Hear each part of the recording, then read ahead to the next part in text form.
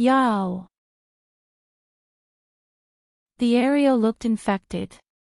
Judith Y.A.E.L examined it closely and knew it was too late for the talk. She stared at the student and wondered what she had been thinking. You know, we have dispensaries in the washrooms to prevent this sort of thing. There was no point in telling them not to do it, Judith thought. They're going to do it anyways. Hadn't she been young once too? Hadn't she indulged in the same sweet feeling of release? Felt the power and control over her own body. We should at least make sure they're protected. The cutting kits are free, she told the student. They have everything you'll need to cut safely. Peroxide, gauze, band-aids. Even a practice knife with disinfectant wipes. She scrutinized the arm once more, turning it from one side to the other. The girl really had made a mess of it. The scars were asymmetric, varying in depth and length. If done right, it was body art. But this... Judith shook her head. Run along now or you'll be late for class. The girl skipped down the hall. Judith realized she needed to hurry also or she'd be late for class. The class she taught. She entered the room, a little out of breath. There were 17 heads, all looking down at their phones.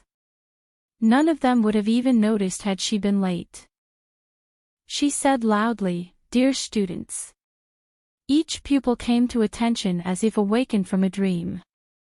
Today, in this section of Creative Writing 101, you will learn the tools needed for composing a proper end-of-life letter. Or as it was colloquially known, the suicide note. Because of the Western-centric origin of the word suicide, it's now an outdated term that's thankfully fallen into disuse. She walked up and down the aisles, placing the assignment sheets on each of the students' desks.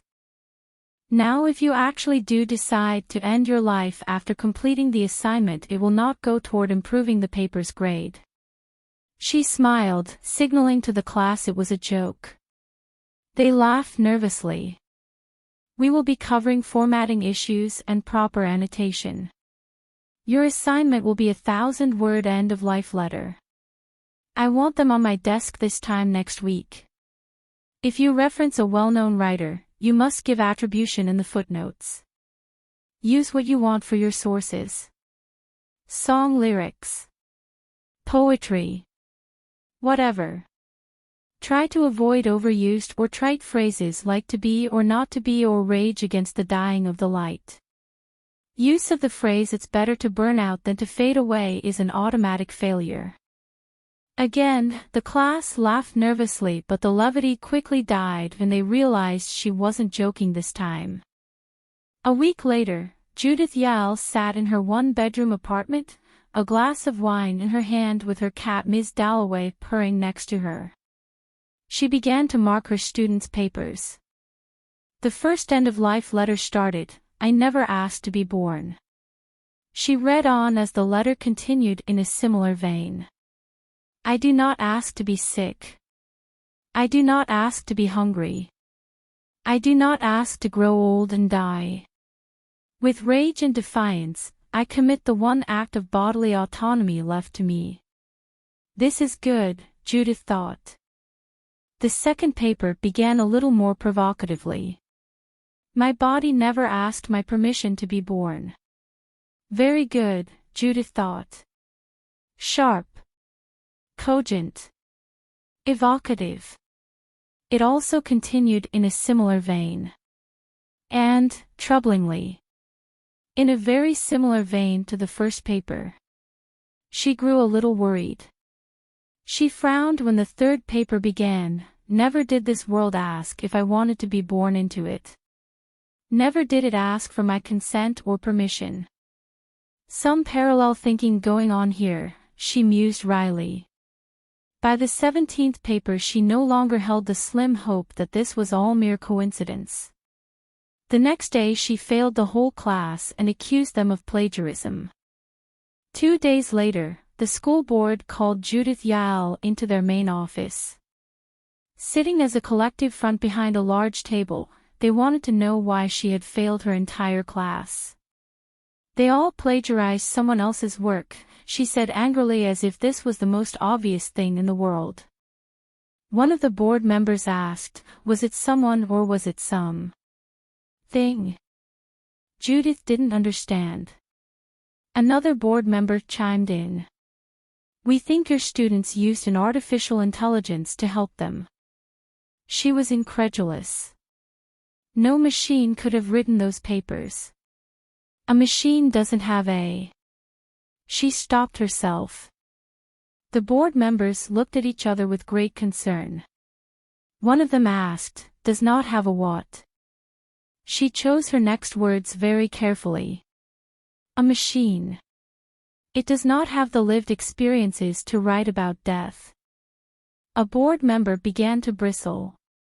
Please do not use the word it when referring to artificial intelligence. That's offensive and technophobic. Defensively, she replied. I am not a technophobe. I believe transistor rights are human rights.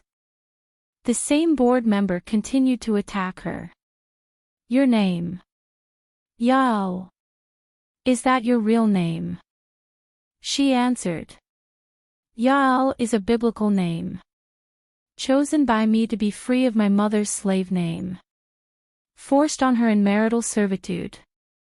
The board member held up a pamphlet with the image of a woman hammering a spike into the skull of a computer. Are you familiar with a group of reactionaries calling themselves yentas against electronic life forms? He shook the pamphlet. This is the Y.A.E.L manifesto. I have no affiliation with that group of bigots, Judith said. The room was quiet. We are sorry, Ms. Y.A.E.L, but we are going to have to let you go. The parents were not at all happy that you failed a whole class of their children. Judith stood up. This is crazy. And since when did we care what the parents think? We are in the middle of the semester. Who is going to finish teaching the rest of the year? The board said nothing. Each had a knowing look that infuriated her. She stormed out of the room, but not before a board member took one last parting shot. Luddite. As she left the school, she was angry with herself. She should have seen this coming. It was a dangerous time for her with the rumored budget cuts and her salary up for renegotiation. They would justify her firing with false accusations that she was a technophobe. And remembering the smug faces of the board members just before she left, she realized that they already had someone waiting to take her job. Someone cheaper. Then she had a final realization. Was it someone or was it some thing? In one last act of rebellion, she shouted back at the school. If it can write for them, it can teach the little monsters.